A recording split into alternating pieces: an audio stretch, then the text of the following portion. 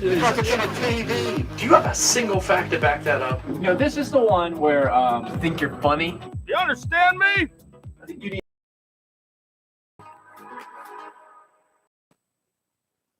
It's all you, pal.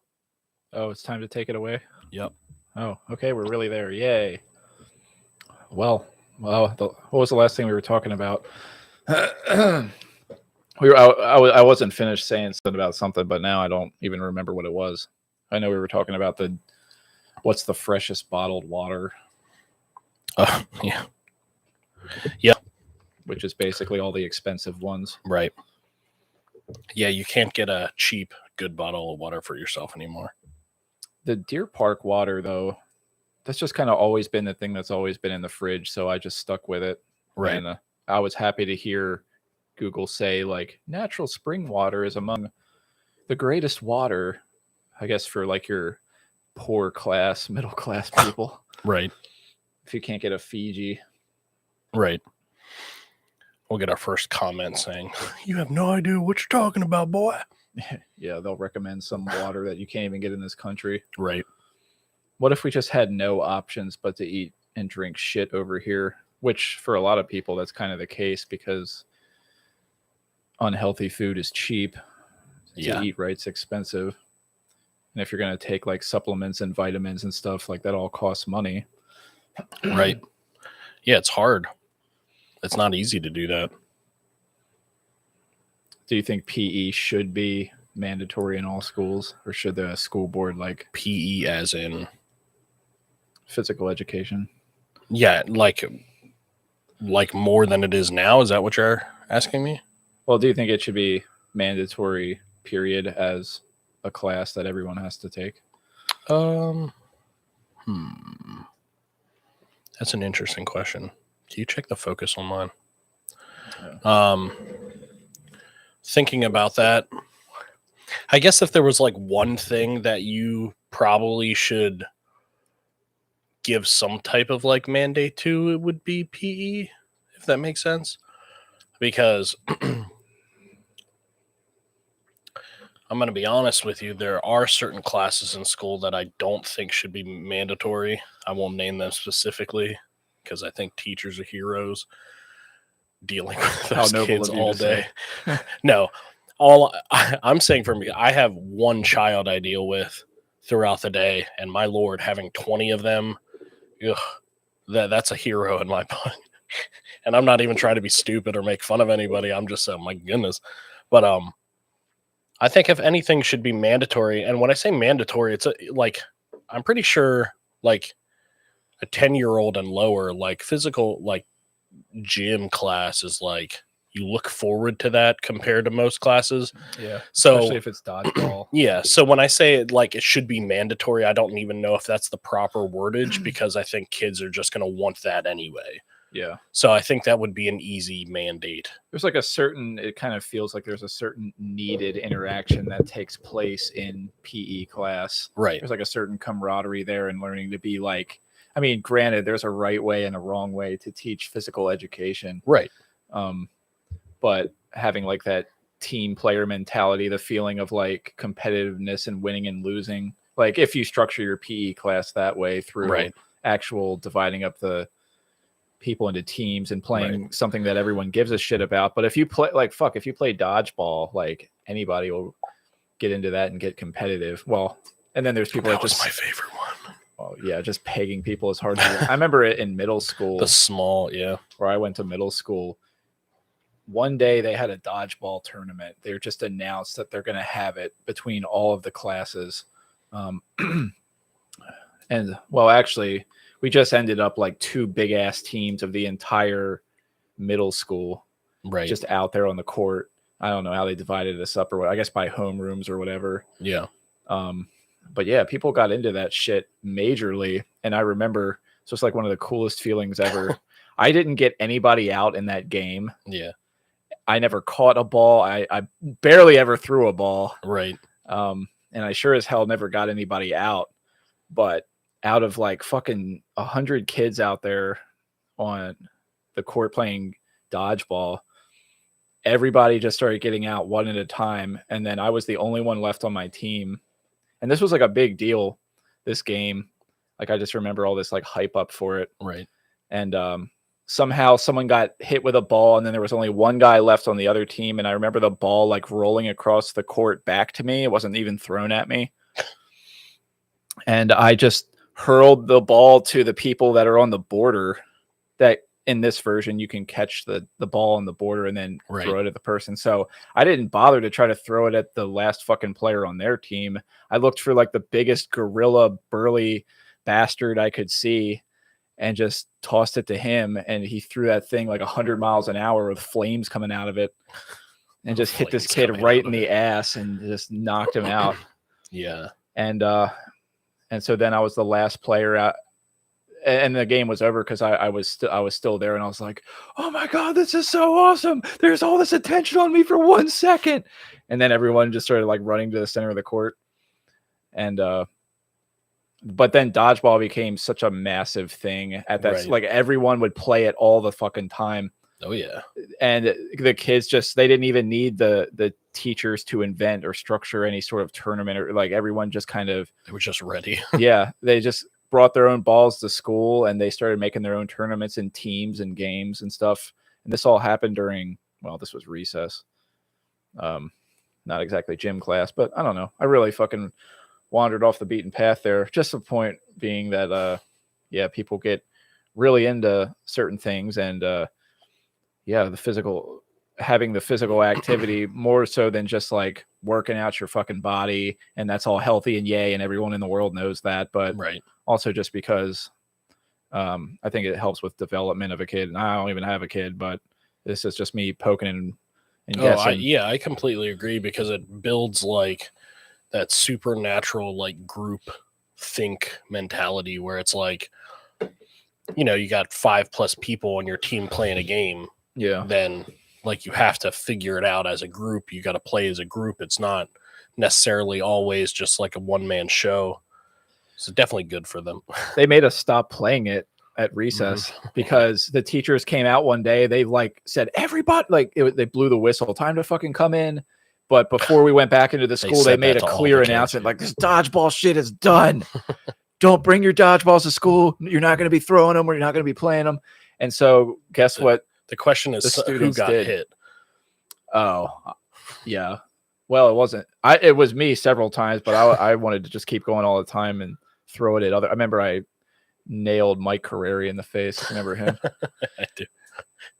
So, but they made us stop. Yeah. So in response to the teachers making us stop playing, the kids just threw invisible dodgeballs. They pretended to catch it. They pretended to throw it and call like out if you weren't paying attention or didn't catch the right way. I don't think that lasted too long. Oh my god, that's such a kid thing to do. They're like, "Screw you, teacher. We're gonna do invisible dodgeball." Yeah, but it was just almost just as many people. Like they were like that unwilling to let it go. That's freaking hilarious. That they just kept going with it. That's how. Not to name drop the high school that we went together in. That's what we got dodgeball banned because too many people were getting pegged in that. Oh, Had in our not full size gym, where we could literally whip it, you know, as hard as possible. I guess that was a concerned faculty member bringing it to the school board. I'm concerned. Yeah, because if some kid gets fucking hurt, then they're gonna have all these liability issues. Yeah. And I think somebody had like a borderline concussion from it at one point. Yeah. So, I mean, their hands are kind of tied from a bureaucratic standpoint because, like, once you fucking invent a system, it just becomes its own thing that just eats and swallows anything, regardless of common sense that might be floating around.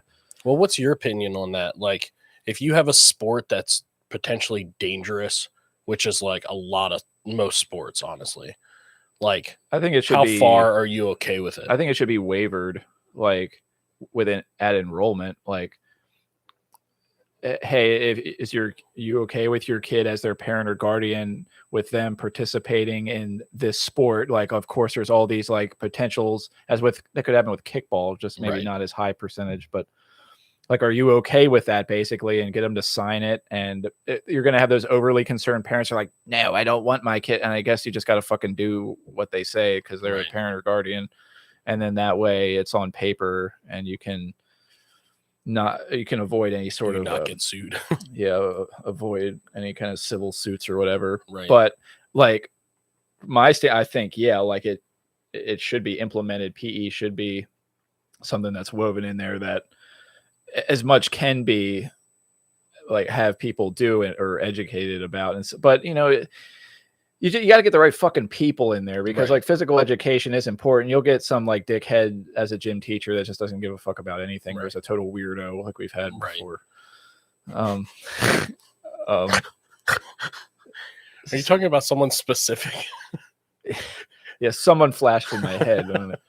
But I think there should be just as much emphasis on PE as there is on history, science, math, whatever. But maybe a fucking class about teaching kids about like finances and how to live and pay rent. Because like I know this is kind of like the best case scenario for any kid, where like they could like pick what classes they want even from a young age. But like I not to get like super schooly and political on it, but like at what point or like what age do you think a kid should be able to say like, I don't want to take history class because it's not that interesting, I want to learn fill in the blank, like, technology or without knowing something. Any sort of science behind the matter, my knee-jerk answer would probably be like high school.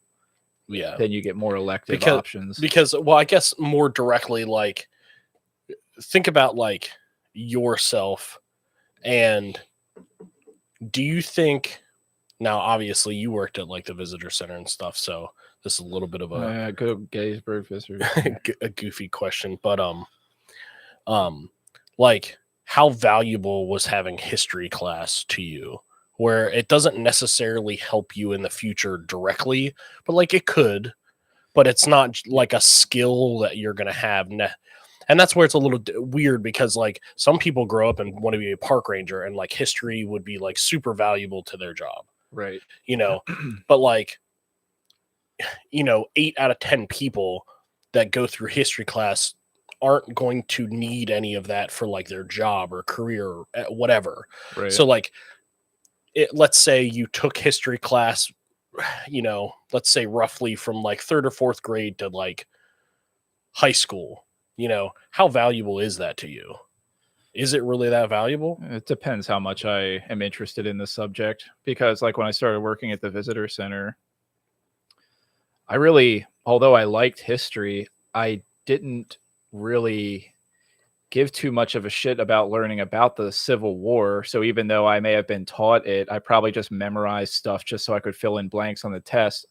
Although like history would be a relief subject, because at least I could get interested in that in some form moreover than I could like math or fucking English or something silly. And I don't mean this to sound like I hate English or English. I hate history. Like I loved history class. I love learning about history, but like in the grand scheme of school, like I just know there are certain things that are just kind of like, is it just like brainwashing memorization? Because that's what it feels like. It feels like you have to go through like the systematic washing, at least so you just have that kind of rattling in the back of your head. The first Christian school that I went to in Westminster, not the one where we met, but the first one, it was on a difficulty level that was so high up that I had to spend way more waking moments after school studying for something than I did, and doing homework, which was massive, the amount of homework.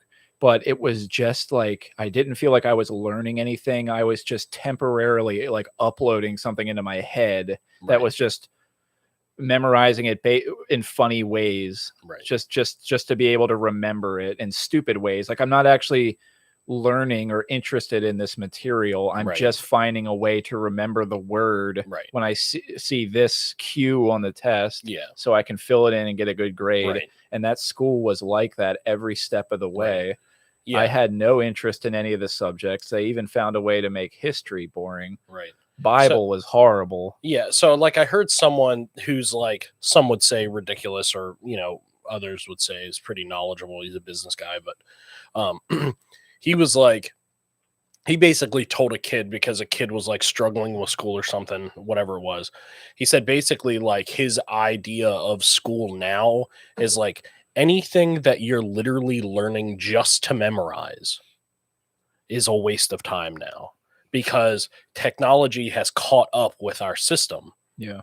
So like needing to know, he specifically used the president's example, where it's like, in whatever grade you're going to learn all the president's names and which number, and you're going to be able to organize them, and like he's like, why the fuck do we do that to kids? Why do we waste our kids' time with that? When they grow up, they're not going to remember it anyway, and they're still going to ask Google. Yeah. Like, why are we wasting actual like valuable time on someone like memorizing those odd things? Yeah. That is.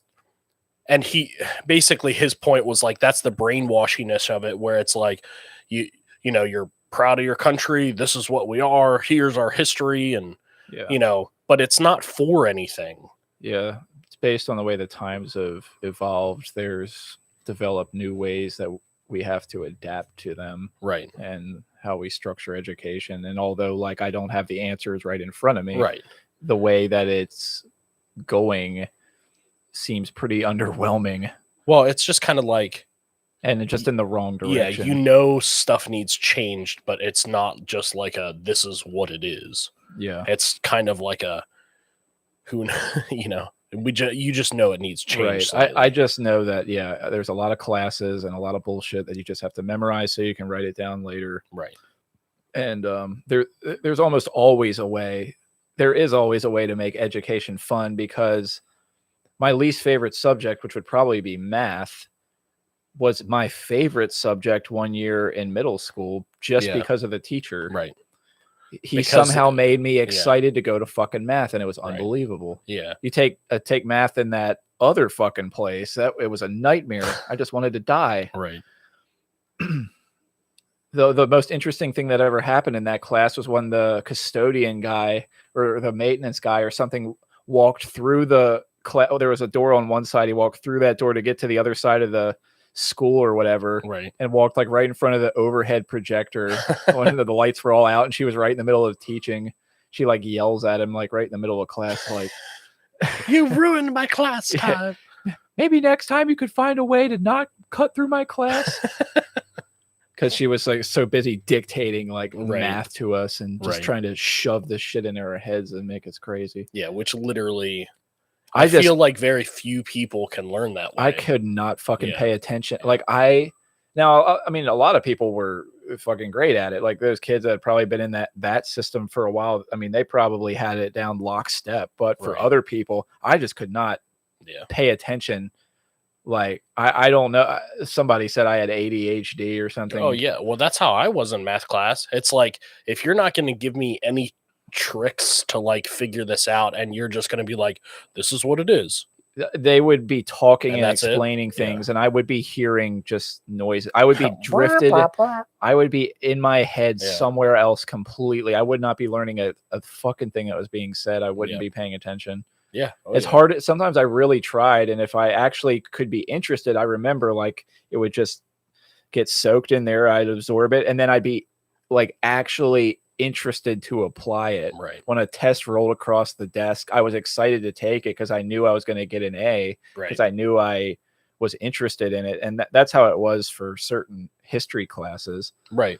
But then, other schools would make history class suck. Yeah.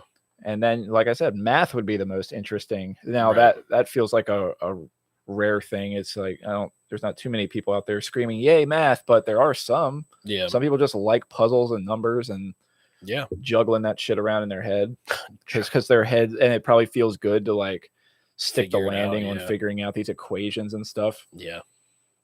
I mean, shit, I would feel pretty good if I like did a algebra equation and I got an answer and it wasn't just like a million decimals and random numbers, which I knew was fucking a mess and not right. But if it actually landed on like a nice round number, I was like, yeah, got it. I figured it out. Yeah. So there's just a way to make any subject interesting, I think. And the teacher, you know, it helps very much if they're enthusiastic because, as they say, there's no such thing as a bad student. Right. So yeah, man. Well, yeah.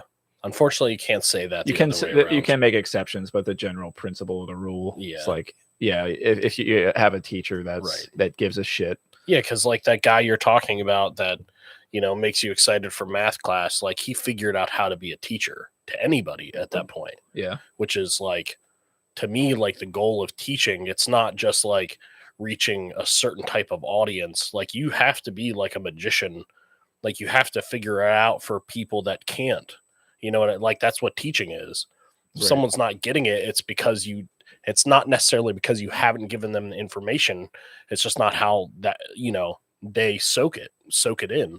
Yeah. That was like my biggest problem with school is like now I feel like obviously I'm much older, but like even shortly after high school, at that point, like early 20s, I felt like I could have handled a lot of classes differently just because of the way my brain functioned. Yeah. Even 4 years later, you know, it wasn't just like I'm some shitty teenager trying to get through like this bullshit.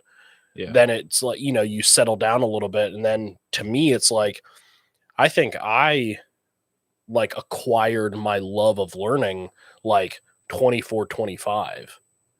Like I would have gladly been in high school at that age.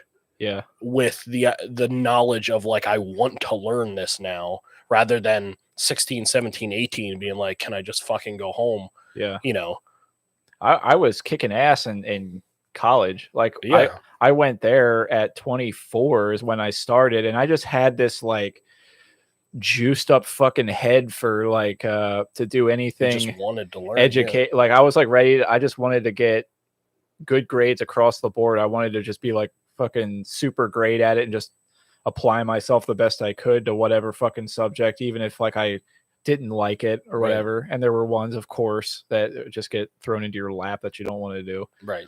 But yeah, I just found like this charge in my fucking, I don't know, DNA at your body, in my body. Yeah. At 24 to do it. But that didn't exist like a few years before that. It probably would have felt like torture. Yeah. But all of this, and that was the reason for one day I was just like, well, I wanted to like, there's several reasons, but part of it was just like, yeah, I just want to do something fucking educational that's beneficially educational. And well, I think that's where it's like, I think that's where a little bit of my like, I wouldn't know how to articulate it, or like if I had to tell somebody what I was like, I don't know that I could do that, but like, I don't know if it is sending kids to school later on in life, because like Ezekiel was in kindergarten in, how old was he? 3, 4? Like, that's crazy. Yeah. Like, this kid doesn't want to sit down and learn. Like, what are you doing? Yeah. That child wants to literally run around the house and not like attempt to jump off of things to not kill himself. Like, he doesn't want to sit there and have to like start learning ABCs. Right. Like, come on. Yeah. You know, like, yeah. I mean, obviously he got a lot better as he grew up, but like, it's just like thinking about that now, it's like, that's so dumb. Yeah. 0 through 6 are like the wonder years. Like, yeah. Like, he should not be sitting in a classroom. And I know the world's changed a lot, you know. Yeah. It's a lot more complex than it ever has been. But like, even me, like if I could have started school, you know, later on in life, like maybe 10 years old, that's when you start, so that you're in high school in your later years. Yeah. Like 20s or so, like that kind of makes sense to me. And I know it's such like an odd concept to think about, because then you're like, oh, well, then you're kind of late on life. But like, no, you were just allowed to live earlier. Yeah. Because you had like a literal 10 years just to like function without trying to get brainwashed by like, this is how you have to do things all the time.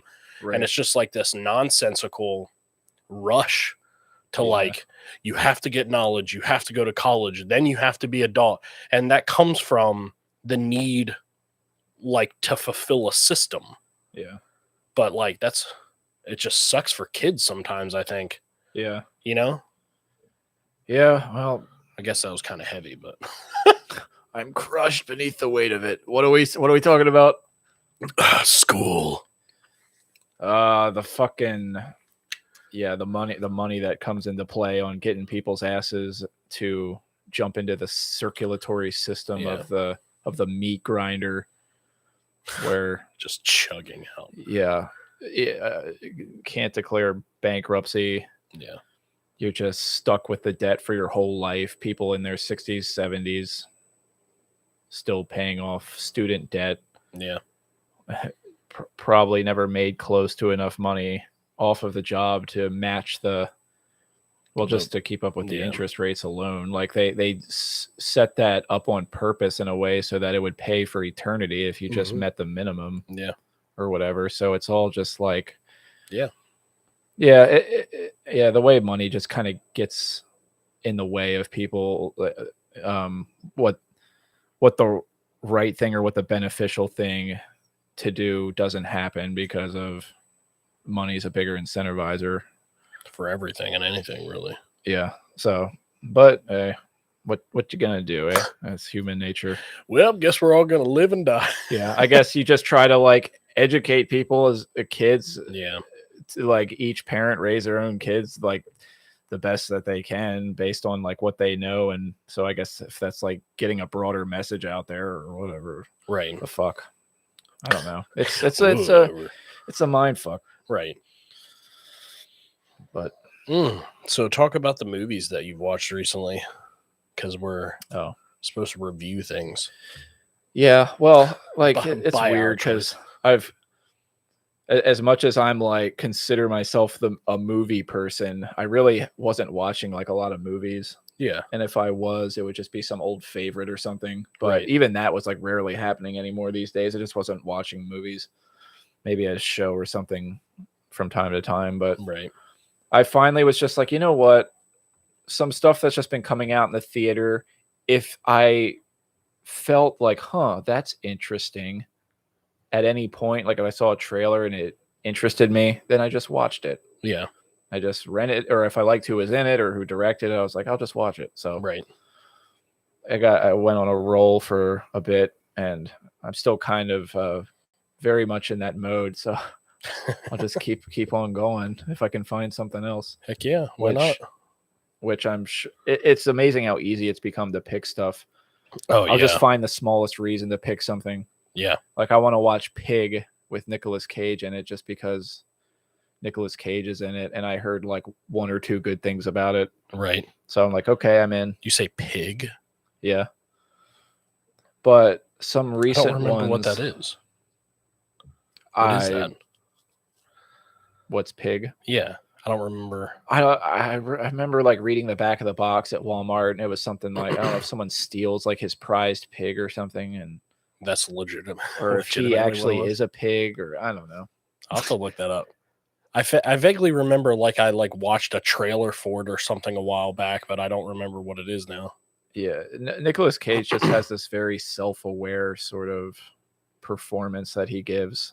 That's like over the top, but so amusing as fuck to watch. Right. And so anyway, some of the ones that I watched were Cop Shop, which felt overly fucking stylized at first. Yeah. I was like, what kind of like this is?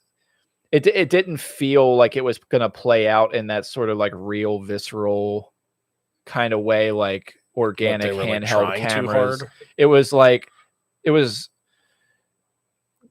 it had actiony parts, but it was actually more of a thriller than an action movie. But it kind of like set itself up almost like it was going to be an action movie. Gotcha. But it was it was more of just like it played out as a thriller with suspense and tense moments and a lot of dialogue, and then action would erupt in short bursts. Right. Or sometimes like these long suspenseful like pauses in the action with like tension and stuff. Yeah. I don't know what the hell the overall point was about. It was Something. weird. Or it was Oh yeah, different or it just. whatever. Did you ever see Smoking Aces? It was like this really fucking The stylized, super stylized yeah. gun battle movie, Yeah. like somewhere. Yeah. Yep. And I remember thinking it was Or at cool least when saw I saw parts it. of it. Yeah. But this kind of, it started off and it just like, okay, this has got like a real sense of fashion hung on itself. Yeah. But I ended up really liking the movie. What? Which one? Cop Shop. Oh, okay.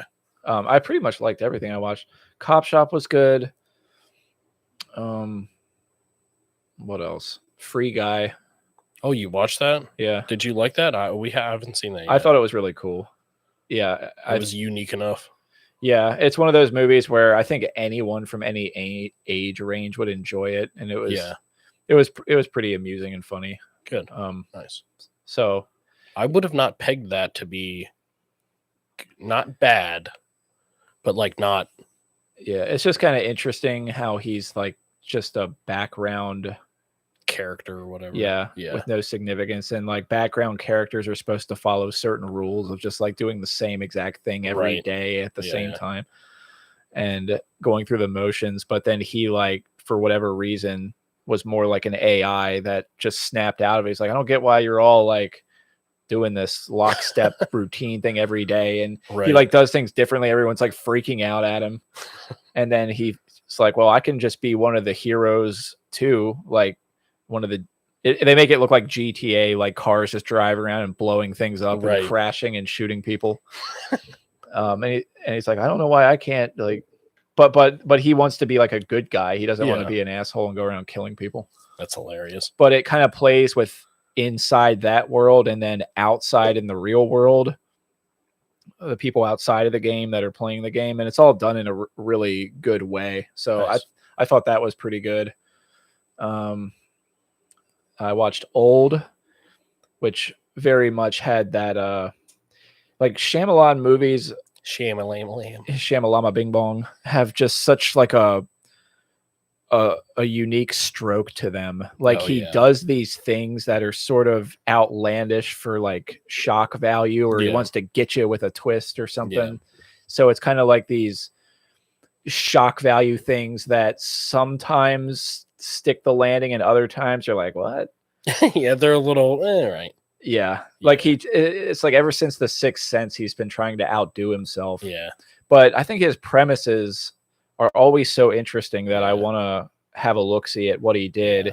Even if I know there's like a good chance I won't like the movie, I know I'll kind of like it in some weird way. Well, there's just like the sense of like enjoyableness to them. Yeah. Where even if it's not like... Because he's like, it's one of those like directors that, you know, at least he's doing it his way. Yeah. And you have to like be okay. You have to respect that. Yeah. Because not every director does that. So that's what shines through every single time. Yeah. And that's what makes it enjoyable. It's just sometimes you're like, I enjoy it one way or another, but then like you can look back from like a real objective critical standpoint and be all film snobby about it. Right. But like he kind of was breaking some rules, like with this movie, the way he would frame things up to kind of hide their aging process or make you feel some sort of disorientation. Heck yeah. And it sort of worked for me. Like I thought the way it was directed and handled was pretty good. The acting was a little like the way people were responding and talking, like a certain thing would happen and the reaction to it, I'd be like, I would think we would talk about this more, or there'd be some fucking really big, crazy emergency happening right in front of some people's eyes. Yeah. And people in the same group would just be like playing like 10 yards down. Like someone's fucking dying and convulsing in the sand. Oh, Billy and Jimmy, Sally, go play over there. Take the beach ball. Right. Grandma will be okay. And she's like convulsing and foaming at the mouth. And then they wander back up like 10 minutes later. What happened? Right. Well, she's dead. And so is this other person but things felt like they happened at a pretty good pace with that movie. And you didn't really know. It didn't get too slow.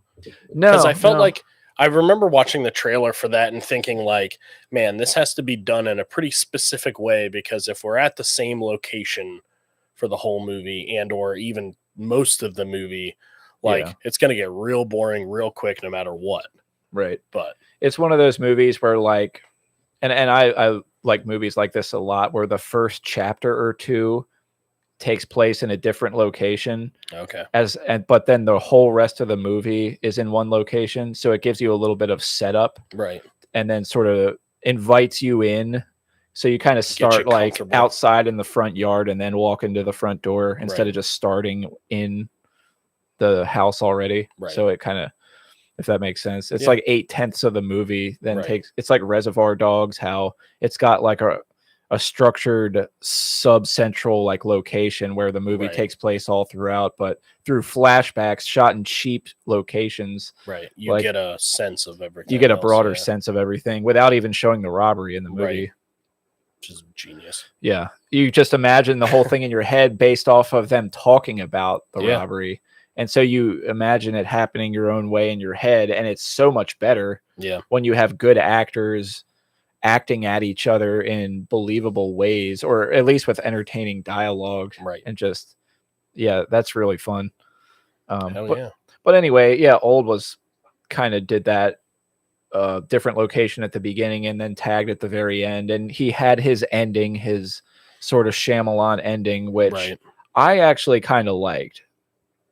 There's a book called Sandcastle that's the same concept, but things play out in a different way. Is that what this is based off of? Yeah. Okay. And the ending of the book is much more bleak. Everybody just gets old and dies. Okay. And there's really nothing No too happy hopeful ending, about yeah. it. But I without saying any more, it's the ending of the movie's not as bleak as that. But I'll have to watch it. It's an interesting movie though to watch it play out. And again, there's Shamalama Bing Bong things that happen, but you just roll with them, and they're fun gags or whatever. Yeah. Well, he's just like I said before. I've always liked him because the stuff that he does is just like so unique. What's your favorite Shyamalan movie? I know there's some that we both haven't seen all of them, but like Airbender, I didn't bother with that one. Oh, that's him. I forgot that. Is Unbreakable his? Yeah. Yeah.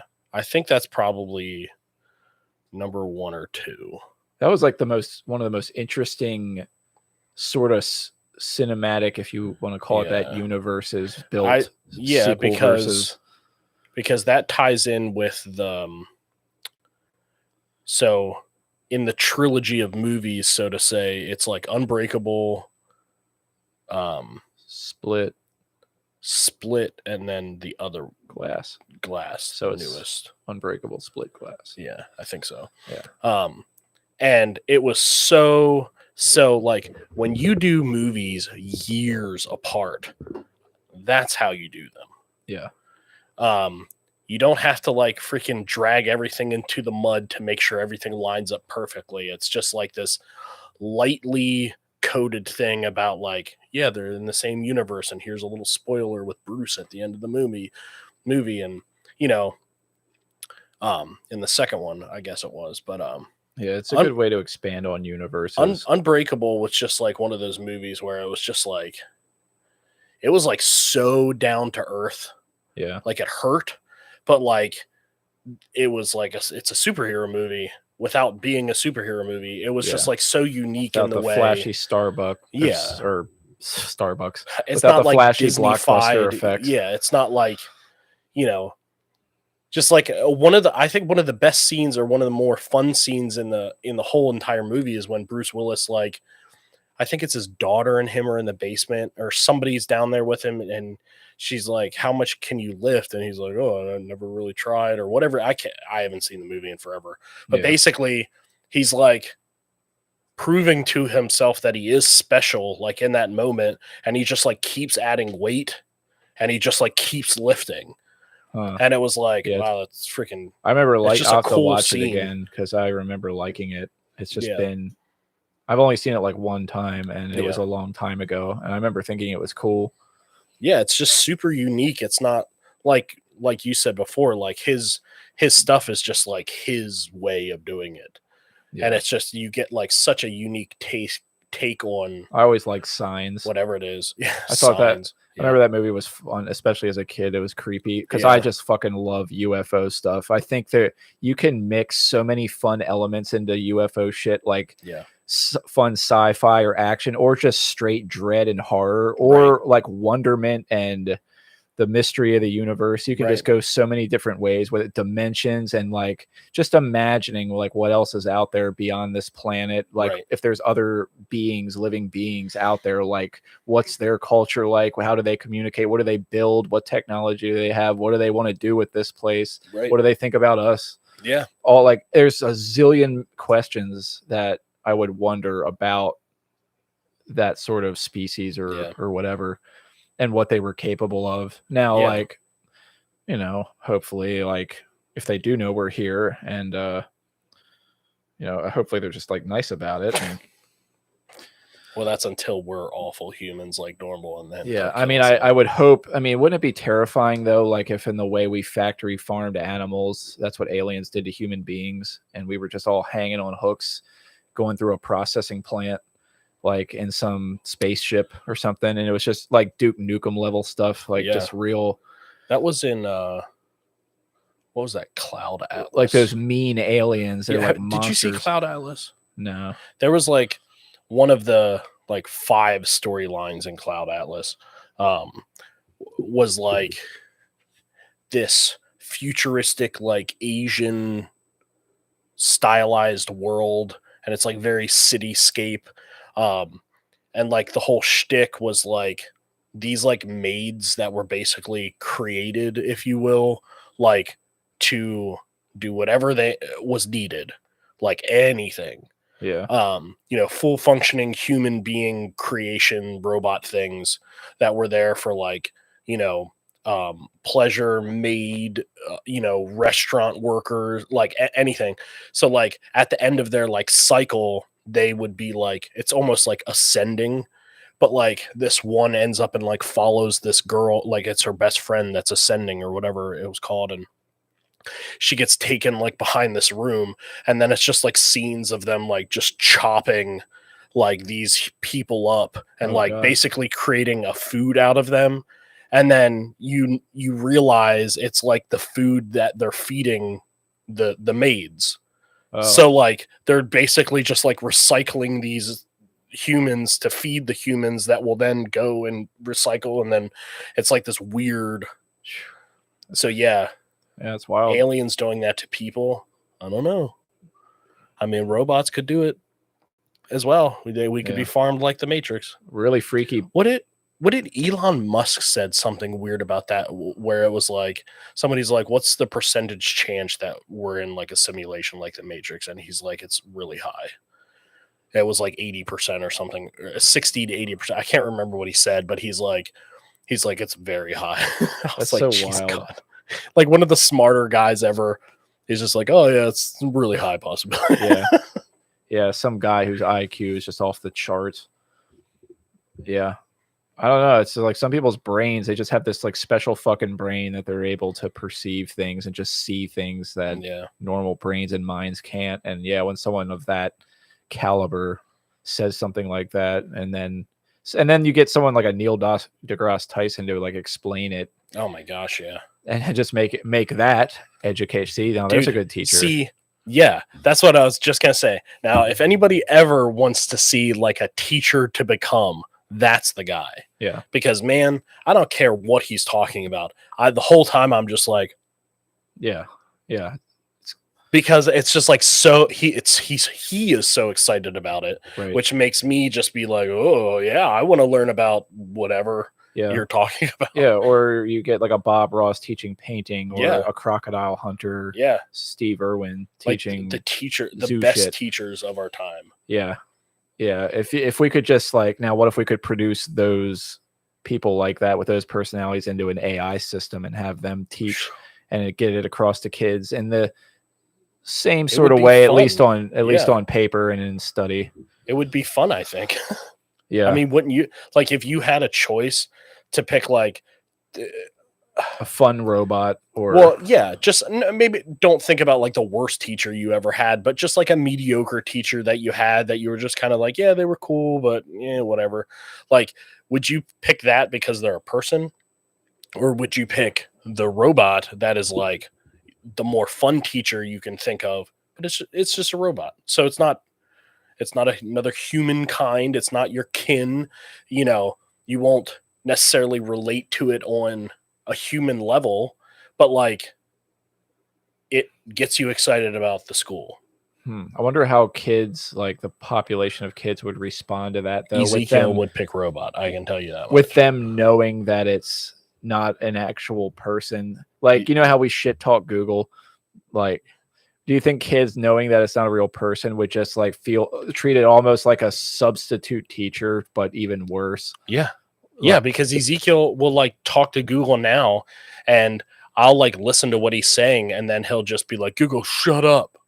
I'd be like, dude, what are you doing? And he's like, well, it's not a real person.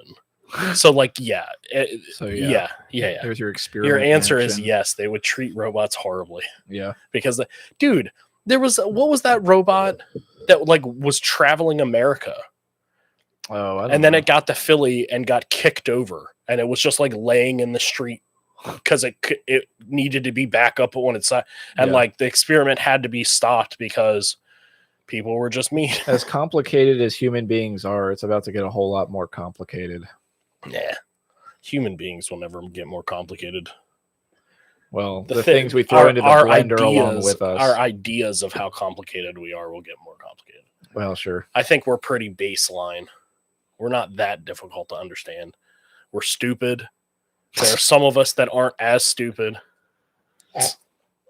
Yeah, I'd like to know what the simulator makers think, or the aliens think, or maybe I don't. Maybe my head would explode if they told me. Maybe I can't handle, like, is there such thing as too much knowledge? Yes. Like, if you just pack it into your brain, does your brain like just turn into a pile of jello, or your skull explode? I don't think your skull Is it possible to do that? From knowledge alone, I don't think so. You know what a scary concept is when we would you want to live in a world where consciousness is able to be uploaded somewhere and live forever, and it could be like, well, you're going to be plugged into like a server where you can be floating in eternal bliss if you want to float in a cloud and be all warm and cozy and feel like you're on heroin for eternity, you can do that. But if somebody go straight to drugs, so like feel euphoria, feel heroin. People want to float in absolute euphoria forever, just like a never-ending hot tub, right? But just like a really awesome one. I don't like hot tubs, but like, and that all sounds well and good. And what's wrong with that? But if that ever fell into the wrong hands, then they could do, and your consciousness could be passed back and forth between different beings or entities, and they could just pretty much do with your consciousness what they wanted to. And then what if you get put somewhere where you can never get out of? So it's like, do I even want to live in what those? Do you mean by that? Like get out of, like what would they be doing? Like, what if they were sadistic and they just wanted to torture you forever? Well, how would they torture your consciousness?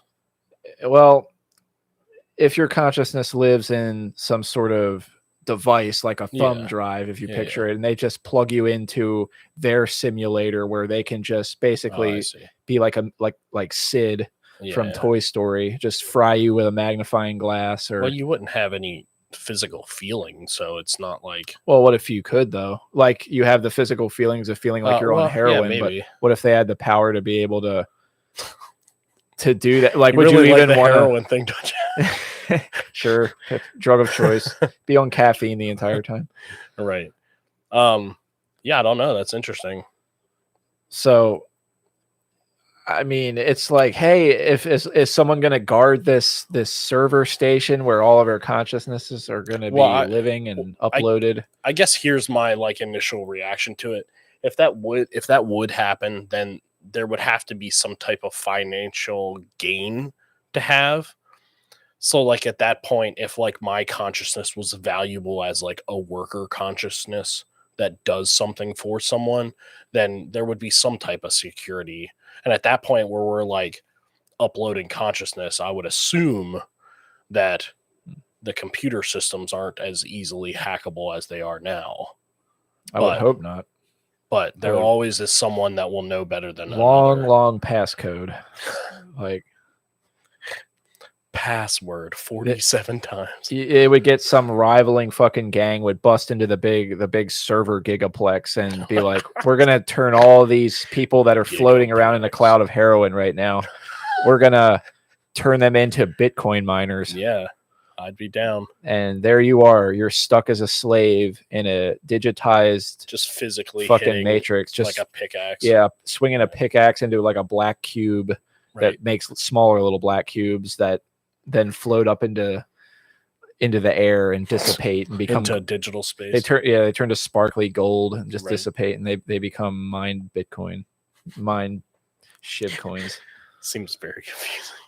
Yeah, like whatever that's living in these fucking machines and computers, the way they operate and something, you'd think there's like these little live conscious like nanobites that are just like running around in there, and they know what's going on. They know how to hold this whole thing together, because you don't even understand how that thing like internally, and I mean you know basic shit vaguely, yeah, but when you get down to the real nitty gritty of how the thing, every intricate fucking microchip, and well, there are some people that could tell you all of this. Well, sure, but it's like, how do those fucking little signals all know what to do? And it's all zeros and ones. It's just it's so wild to think about. It's like those zeros and ones have an actual identity, like it's a living, breathing thing almost. Right.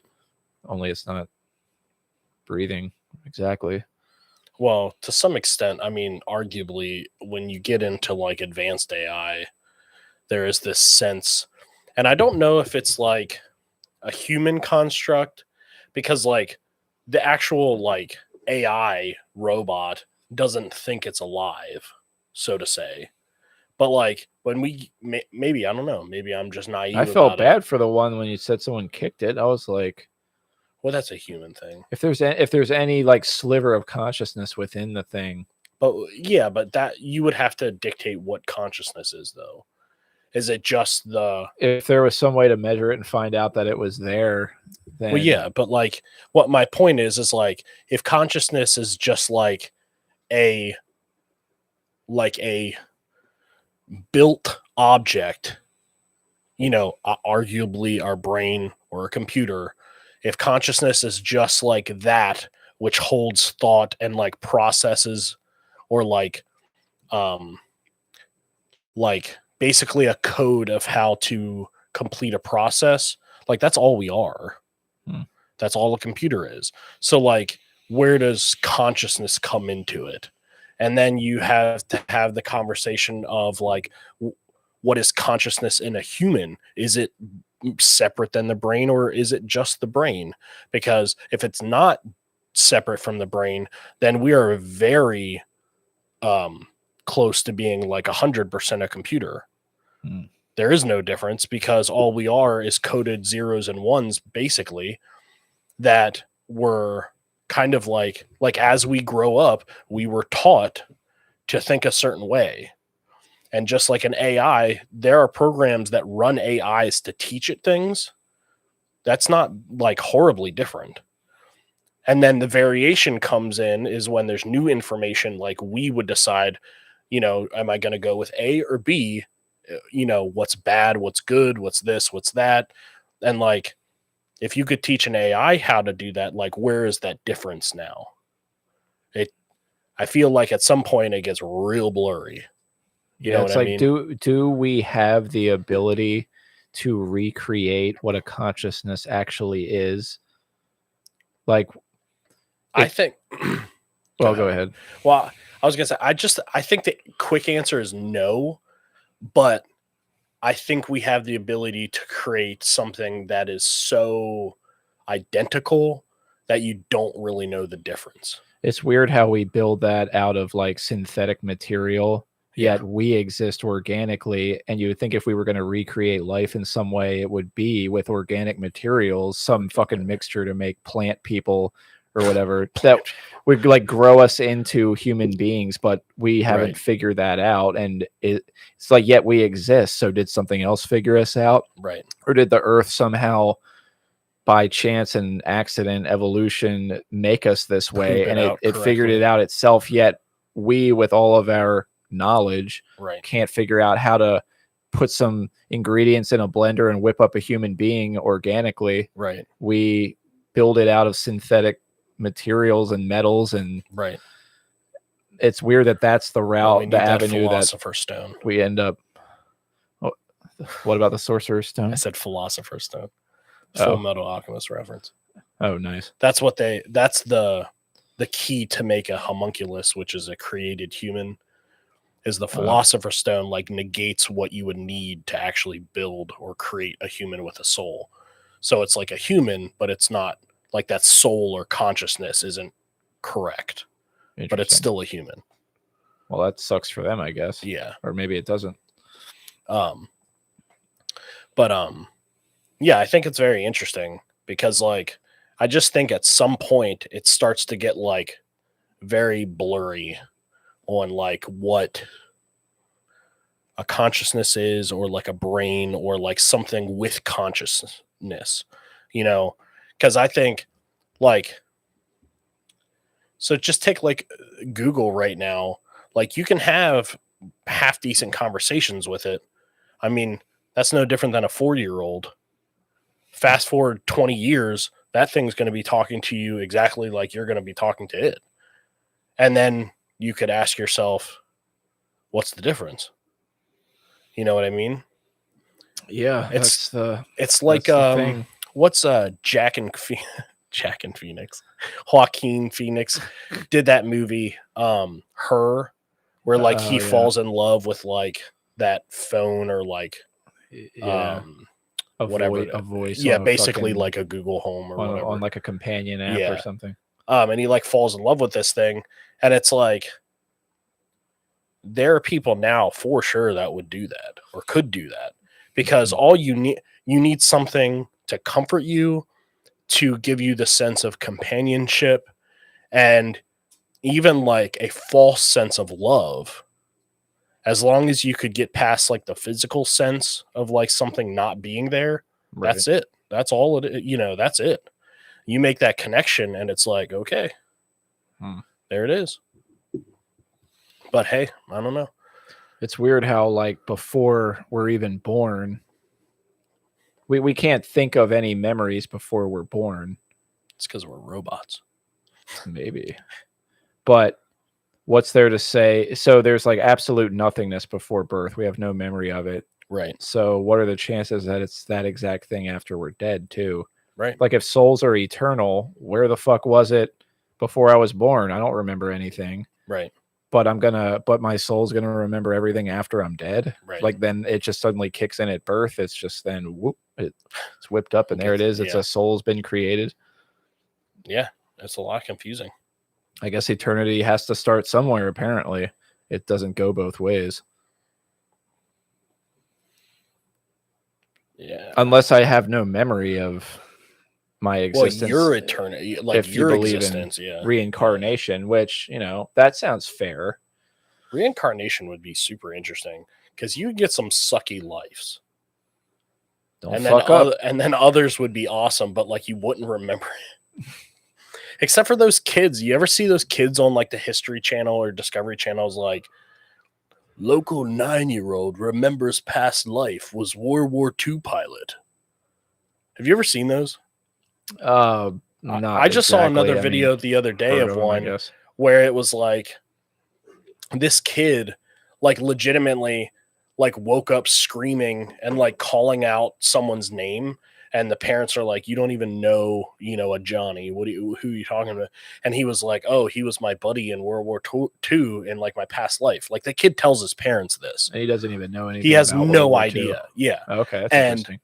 And, the parents start doing research, and then they figure like they end up in like, most of the stories end up in like this kid meeting one of the guys, or, a family member of the person he's talking about, depending on like how long ago it was. And like everybody confirms what the kid is talking about. Yeah. It's just like, how? I think it's a pretty good philosophy to live by, like that reincarnation does exist, because. Well, isn't it that, sorry, go ahead. I keep cutting you off. Oh, go ahead. I was searching for something. Isn't it that if you like live a good life, then you come back better? I mean, that's how I Isn't think that about it. what it Like, was? I just kind of think about it like if you put good out into the world, you'll get good back. Like eventually, like maybe that's why it's human nature. Like if you do the right thing or make somebody feel good, you feel good on the inside. Yeah. Like there's just It's like something that. Yeah. built within us where it's like telling you like, hey, this is the way to go. This is the right thing. I think that's part of like a very mild hive mind thing.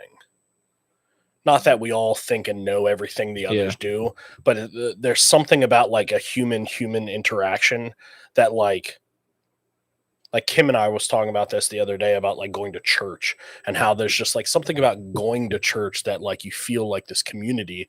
And I was like, yeah, but the crazy thing is you can also go to a death metal concert where they're screaming about how awesome Satan is and you're going to feel the same thing. Yeah. It has to do with like groups of people that are like on that same wavelength. Yeah. And it's just click. Like you said, you do something super nice to somebody, as long as they're not like a total dirtbag, that like brings them up immediately to that wavelength. And it's just like you have a moment of just like joy or like happiness between each other. And it feels fucking good. Right. You know what I mean? It's just like, oh wow, humanity I guess is they not think to burning themselves alive. like, oh my God, I'm approachable. And someone would say something nice. Like, that's good. I'm glad I didn't look like a total piece of shit just now. I always think like I thought humanity was dead and then like that happened. So somebody's still, it's still alive somehow, some way. Yeah. Thankfully, it's still floating around out there a little bit. Right. I watched mid-90s. That's what it was called. Mid-90s. Yeah, it sounds like one I would go for. Yeah, it does. Yeah. You missed it by a couple years, but mid-80s. That would have been cool too. It would have been cool to be like it was a perfect time to grow up in the 90s as a kid, but it would have been really awesome to be like a teenager or young adult in the 80s. Oh yeah. That would have just been fucking banging. Yeah. It's a different era, man. The 90s were super awesome. I think the 80s had just like a little bit over the 90s though. It just seemed like, I don't know. And maybe that's a little brainwashy. I don't know. It just felt like everything was just kind of easy. I don't know, like the technology that was coming out, it was like just the right amount of excitement without being like overtaking people's lives completely. Yeah. The only thing I like about living now, or like even potentially living in the future, is like the amount or the type of technology that's hitting like a normal person's hands, or could hit a normal person's hands, or like a normal person could purchase it, I guess is a better way to say it. It's like completely different than like the 80s or the 90s. Just because technology now is moving so fast that like you give something 5 years that was like, being research, R&D'd in some company or the military, give it 5-10 years and it's in everybody's hands somehow, some way. Yeah. You know what I mean? It's like, just think about like your phone right now has LiDAR in it and they use that to get better focus on the camera, because it's radar that shoots out and then can tell. It's the same thing as that DJI 4D camera. It's LiDAR. It's radar sensor, so the camera can shoot the radar out and then it builds like what the radar is hitting. So it's like this super, super fast, accurate way to do stuff. Like LiDAR in a phone, when we were younger, we barely had colored screens. Like how crazy is that? Pretty wild. Like you're talking about 15-20 years and like the entire world has changed. Now you could take your phone and build a whole 3D room with the camera and put it in Unreal Engine and make a game room, make a room in your game that's this, like that's insane. Right. Back in the 80s, 90s, it's like you had to have hyper special access to studio whatever to get to see like anything like that. Thinking about the conversations we're going to have with our kids about what life used to be like before this happened, but then they'll have been born after it, so it's just normal to them. Yeah. In the same way where our minds are blown when we like learn about when your grandparents say, "Oh, we didn't have TV or we didn't have plastic," you're just like, well, "That's fucking crazy." Yeah. To imagine a world like that, and that, or whatever your parents have to say, and now Right. things are where they're at, and it's just fucking progressed so much in such a short amount of time. Just what's another 10 years or 20 years? Yeah. We're gonna be fucking living in the virtual world more than the real one. Right. I just think kids nowadays have like, I was telling Jeremy and I were talking about this before you came back, that like there's like this weird balance that has to happen, I think, because, and I don't know, maybe this is just like the way I grew up, because it was a little bit like half and half. Like I grew up at one point with not a lot of technology, and then technology started coming out quick, and then like we just acquired more and more and more and more technology. So maybe that's a little bit of like my old thinking, because that's how I grew up. But like with Ezekiel, like we let him play games or whatever technology almost every day, as long as he's not, awful at school or anything. But like, but like we do limit it because we want him to have like experiences outside of that. But like that kid is born in a world where he is more technology like equipped than I am at this point, and he's 10. Yeah. And I'm over 30 now. It's like he's more equipped to handle technology because this is all he will have known. Yeah, Caden's the same way. Yeah. I feel like such an old fuck. Yeah. Oh yeah. When I'm Yeah, anyway. Yeah. It's because technology is moving so freaking quick. And like the one thing I don't want to do with him is like hold him back from that, because like potentially he could hop on a wave and learn like that's his career that he wants, is something technology wise. And like that would be awful for me to be like, hey, I don't want you on the computer, or hey, I don't want you to play games, because like that's the way the world is heading. Yeah, it's like we It's can't like, stop it. It's yeah. just it's upon us. Yeah, the powers that be have chosen technology as the thing of the Might future. as well get with the dance or fall off the stage or something. Yeah. Speaking of that, which is kind of funny, like talking about the metaverse and whatnot and all that junk, there's a VR app or game, whatever you want to call it, called Rec Room. And it's literally you open the app and you're in like this almost like school college setting dormitory, like you have a room and stuff, but like you can go to these like congregation areas, like communal areas where like other people are, and there's just like people walking around and their little avatars, and they're all real people. Like with another VR headset, you can walk up. When you get closer, you start to hear their voice louder, and it's just like, yeah, man, this is like you're looking, and all of that stuff is still in its infancy, but like you are literally looking at the future. Yeah. Like you are, like there's no doubt about it. You know what I mean? It's just like this. And what like when you can look and feel and have all the senses that you would in the real world, but you have them in the virtual one. Well, and you can walk up and interact and feel somebody else. Two people could like meet up and fuck in this thing. Yeah. And no, listen, in one of the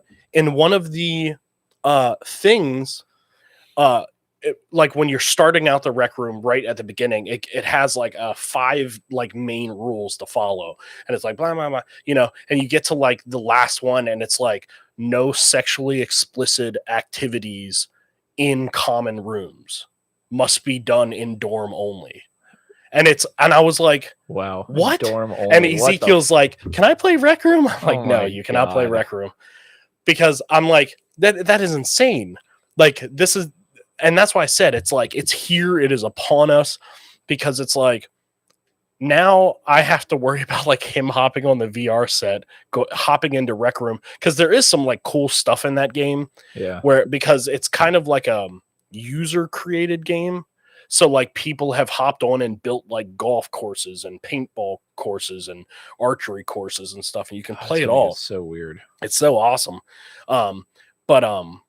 But yeah, then there's just like this other side of it that's kind of brings it back into reality, where it's like, oh, 2 people could get on this thing, get emotionally attached without ever seeing them, only hearing their voices, and like it's only the person then perform sexual acts like through VR. Have a digital baby. Isn't that crazy though? Yeah. Like, yeah, we're here. It's here. It's a, you know. Yeah, you don't need it like to go to the state level or the Supreme Court to like make or write laws or anything. Like people can live their own way in their own universe. Right. Like people will get like fucking married to each other. Yeah. Oh yeah. Or people get, or polygamy, whatever. Like you can have a bunch of wives.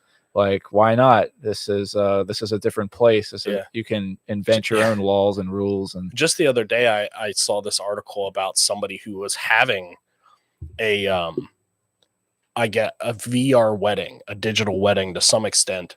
And they had like invited all these people, but they forgot to like make it like a private, like whatever. So like the wedding was literally happening. And I guess a bunch of people started to find like the server or whatever. So they just like hopped in it. And then they're just like there at a wedding.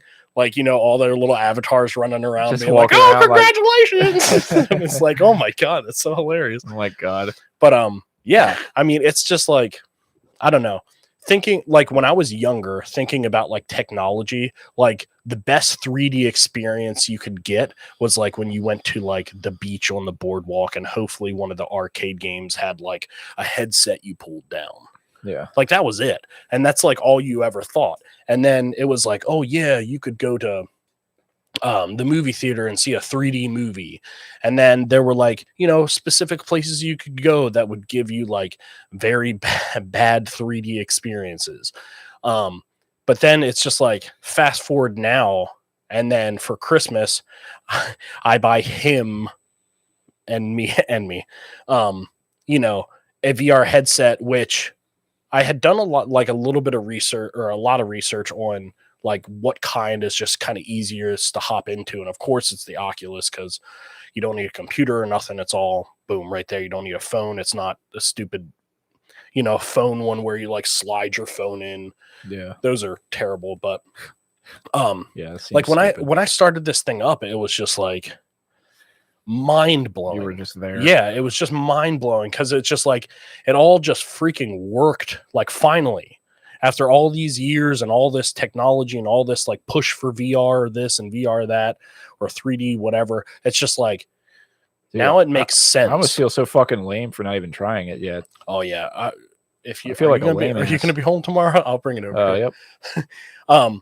But it's just so freaking crazy. It's freaking crazy to me because like when I think about it, there's just like not much that it can't do. Like other than you like walking, like physically walking and stuff. Yeah. Like you could get one of those omnidirectional treadmills and whatnot, or, you know, whatever. But like other than walking around, you're still going to need a joystick and stuff. But there's like, I just think about it and it's like, well, there's plenty of exercise apps already.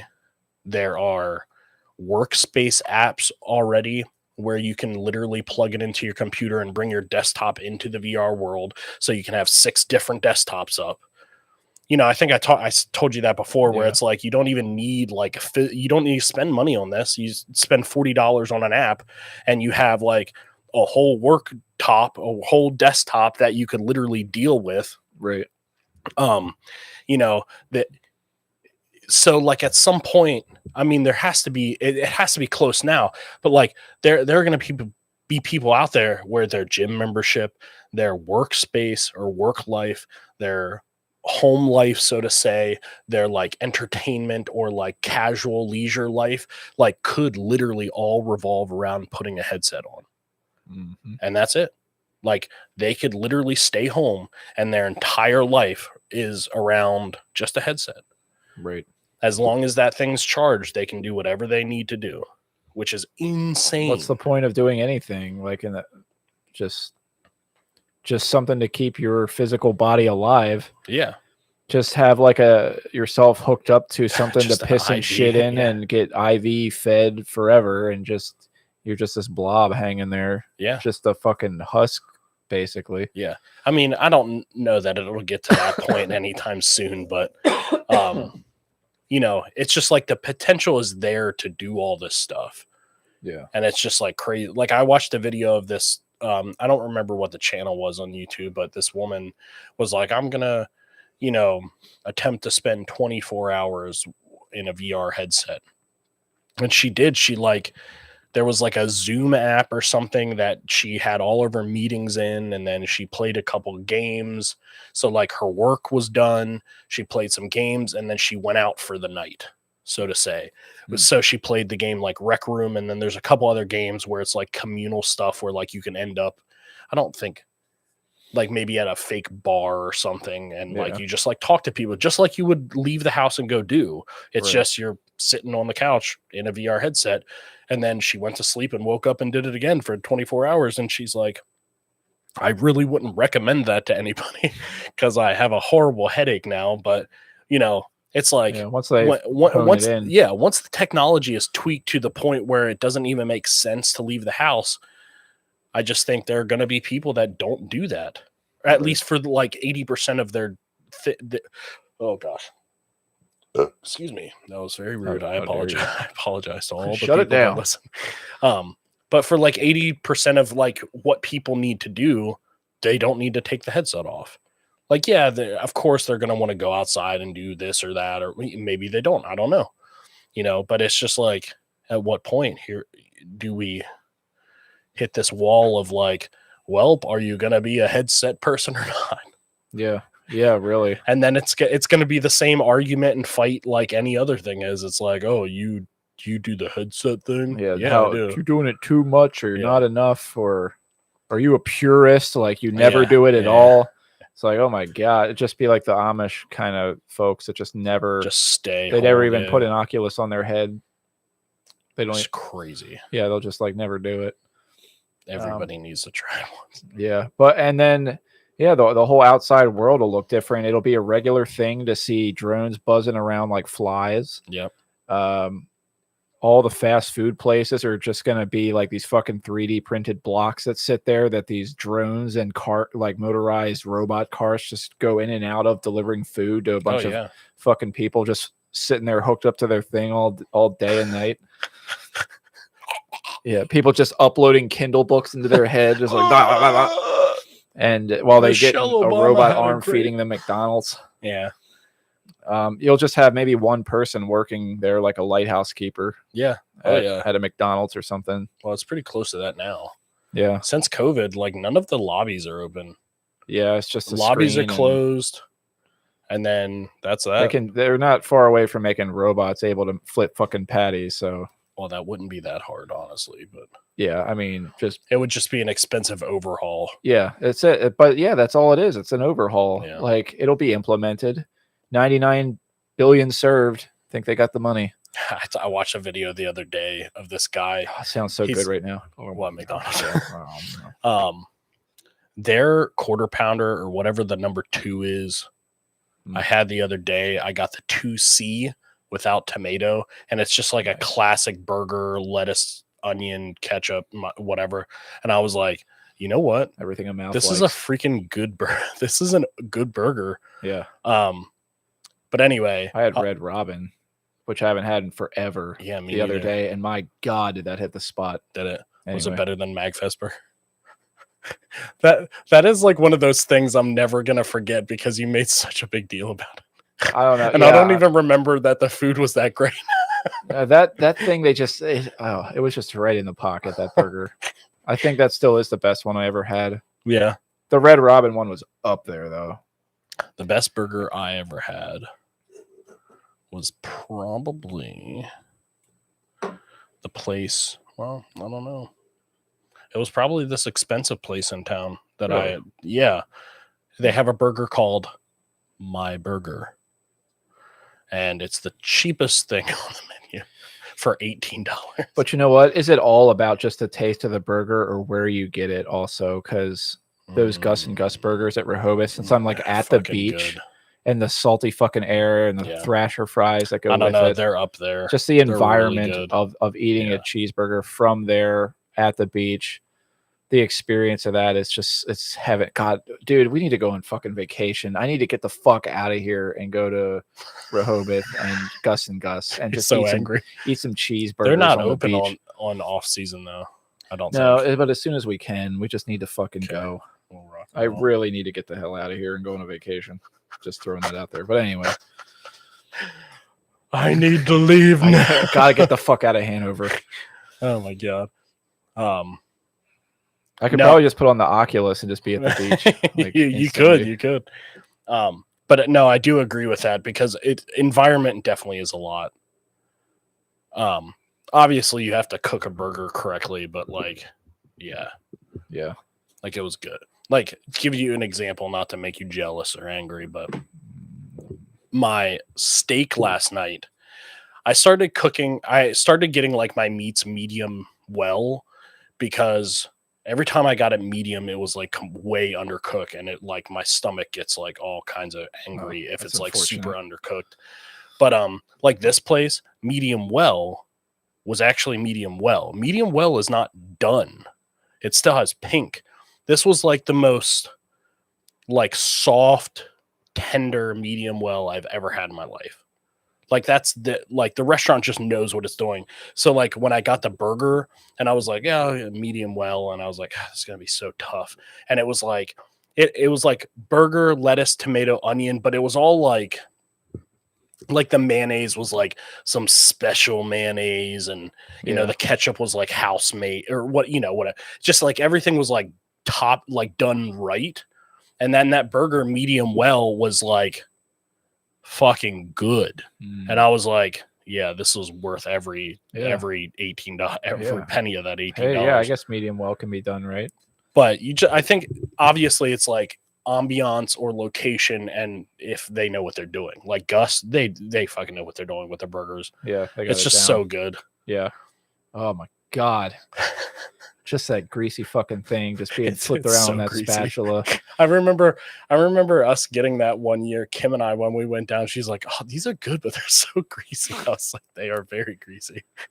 I just want to be sitting in a chair just with a bag of like 6 or 7 of them, and then another bag just with a 6 or 7 a Thrasher's French fry bucket Good dumped into Lord. it, and just be sitting and there, just wait for all the freaking seagulls to take just it watching all. Sand blow around and people watch and stare at fucking endless water waves just crashing, and just be like, I'm just eating and eating and eating. Yeah, I love food. It's so good.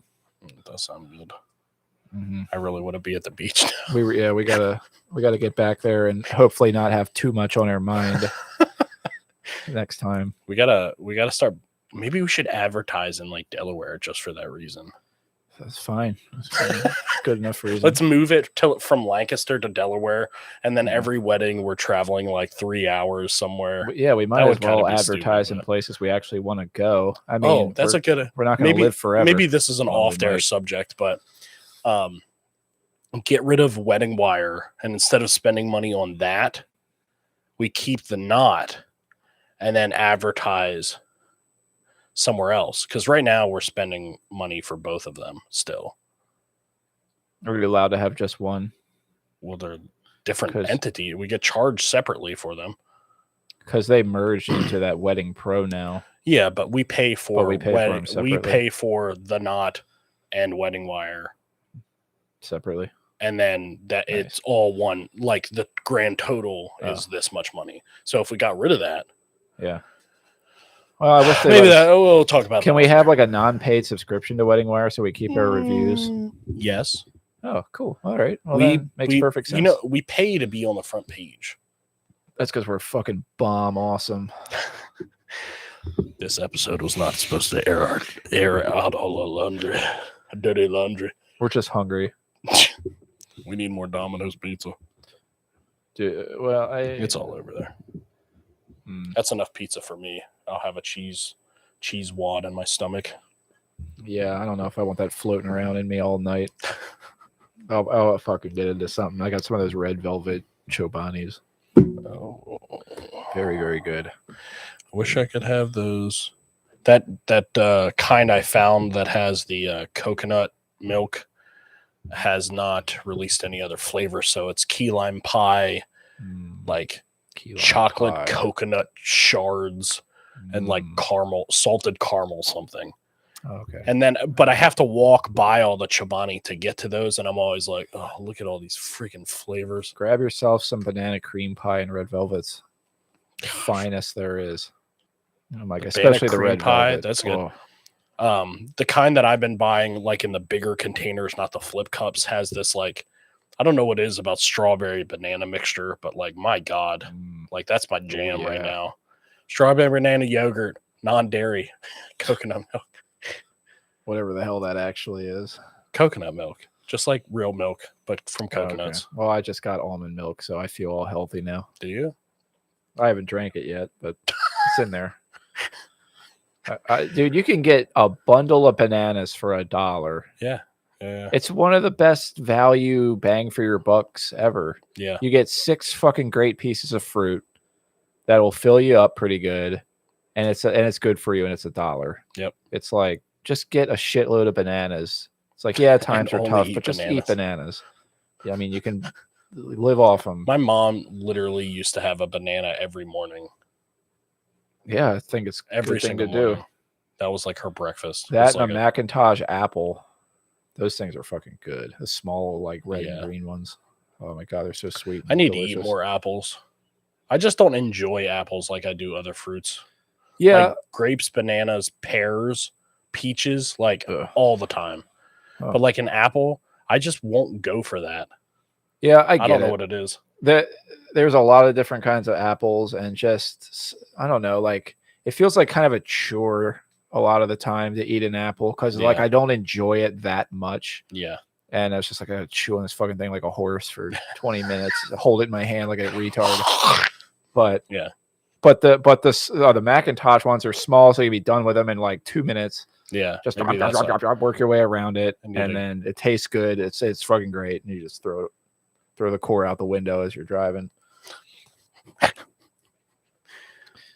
Banana peels. I wanted to throw my fucking water bottle out the window when I was driving around a little bit ago because it just kept fucking like flopping around in the cup holder because there's so much change in the cup holder. Every time I made the slightest turn, it would just like whoosh, and the change would go like whoosh, and it irritated me so much at one point. I just wanted to chuck it out the window, and I was about to do it, but then I saw a cop right there, and I was like, that'd be my luck. Chuck a fucking icy water bottle out the window right at a cop car. Hits him right. He's got his window down, let the heat out of the car, just relaxing on his lunch breaks, gets slammed in the face by a water bottle. Yeah, that's how my first dive back into Spark trips go.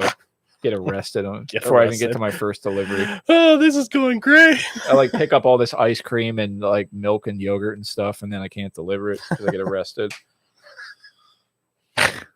What did they do if you can't deliver something? Do you know? There used to be a phone number that was like easily displayed within the app that you could call and say, hey, I want to cancel the order or whatever. If you have it, just take it back. Or a lot of the time that would happen because I'd just be waiting so fucking long that I'd be like, fuck this. I'm not taking it anymore. And they're like, okay, have a nice day. Yeah. But yeah, I mean, once I take it, I've always delivered it. Like I'd leave it there. If they answer, if they come out, cool. Yeah. If they don't, I never had to like, I had to cancel picking up an order, but after I've actually had it, I've never canceled it. Yeah. I just want to eat it then. Yeah, for real. I delivered these. One time person just got Oreo cookies. It was like the only thing. I just wanted to just be like, fuck this person. Just take them home and eat them. Like, what are they going to, they're just going to charge you for it and then whatever. Who cares? Yeah, that'd be funny. They might just pay me anyway and be like, not. They're like, well, don't do that again, please. Okay, sure. They were so nice about everything over the phone. Like, I felt like there was literally nothing I could say that would, like, get them to speak ill at me. Like, they were just so nice, and anything that happened was somebody else's fault all the time. And it's like, this is so refreshing for like to call a phone number and know you're not going to get blamed for anything. That's always somebody else's fault, no matter what happens. Right. Yeah. I was just like, I like the way you guys do things. I like you.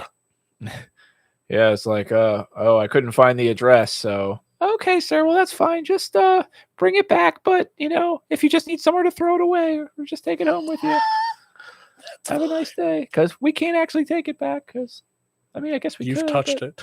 Yeah, you contaminated it with your Omicron. So, well, I don't know, but yeah, it's cool to be doing it again. Good. Over in where I used to deliver. The Bay Like Area. I was saying, that's fun. Yeah. But I don't know. I'm just droning on now. It's okay.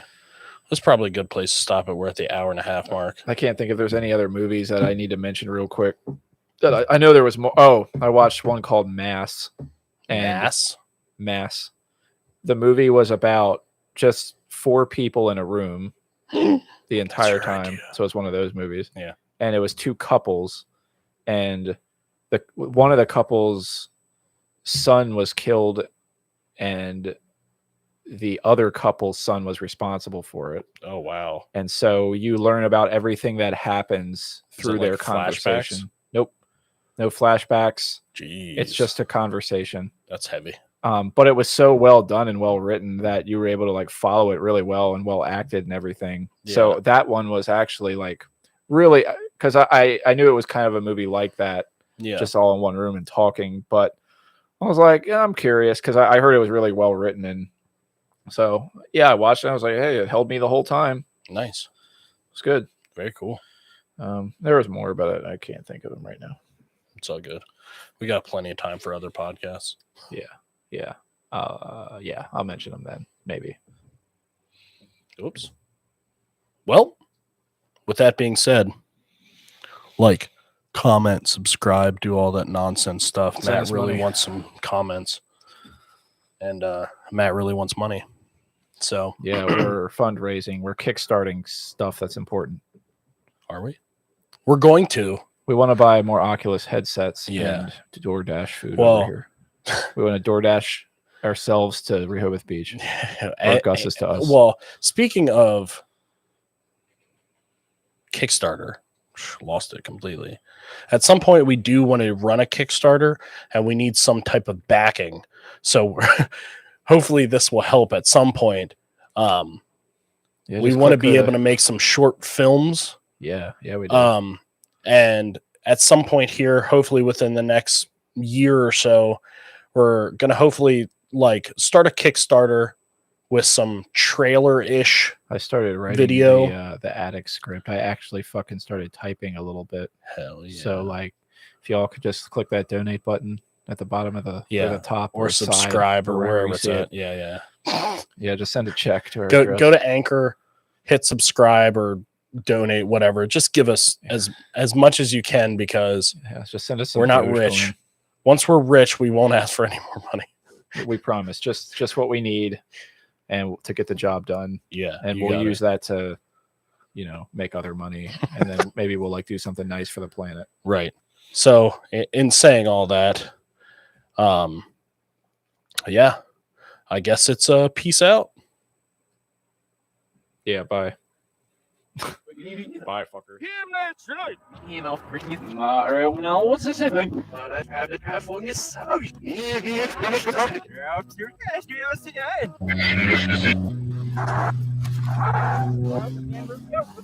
Yeah.